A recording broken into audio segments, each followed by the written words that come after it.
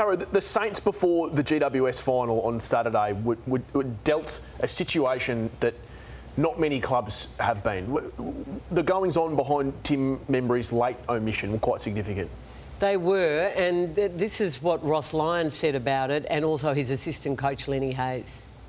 I had a call at 8:16 this morning from our doctor. I can't say a lot except to say overnight he unwell. We put triage support in place as a club, and we sent a text message out, conveyed to the AFL and then the Giants, and they respectfully allowed an emergency consideration for Caminiti. And then when the players come in today, just addressed it, just to assure them that Tim's safe, fully supported, and he can concentrate on the game from here. I think in this situation we really need to respect Tim and what he's going through. So he's just got a mental health challenge at the moment. It's just sort of reared, and that's all I can really say.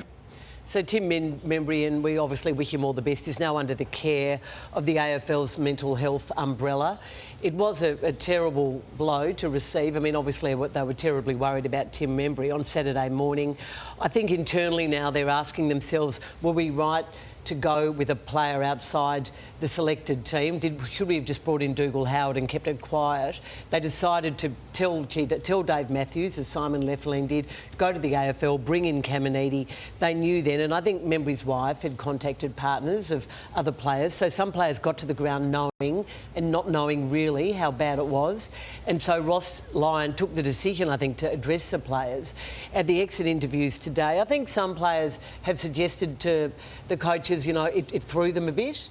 And so there's that internal questioning. But I think, Matthew, in the end, they did the right thing. Yeah, I do too, Carrie. You can't pick a player for a final just because he was in the selected emergencies. You've got to pick the player that is like for like, which Caminiti was. And if you keep something a secret, it's bound to get out, and players are going to hear about it. They shouldn't be too hard on themselves. This is a situation that they've rarely ever been in before, and I thought they handled it with care. They're not making excuses. I don't think they would have won the game, but it was a terrible blow, and it certainly affected some players who were in shock. No doubt. So I wonder how hard they do review the performance, because clearly that was an issue, but then you can't escape what happened on the field, and some of these efforts weren't good enough in a final. So Wilkie, he doesn't go hard enough for that ball.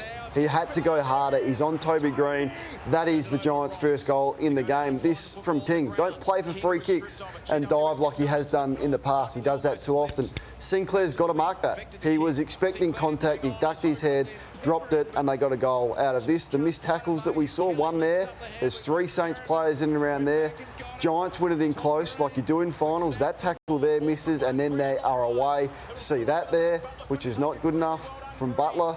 So that these are the things that they'll need to address pretty hard. I know, Lordo, you're big on reviewing finals hard and not being satisfied of getting there, because Filippo, as a young player, was disappointed in this effort right there. Looked up and didn't want that footy. So I hope that they review that and they have time to do that this week.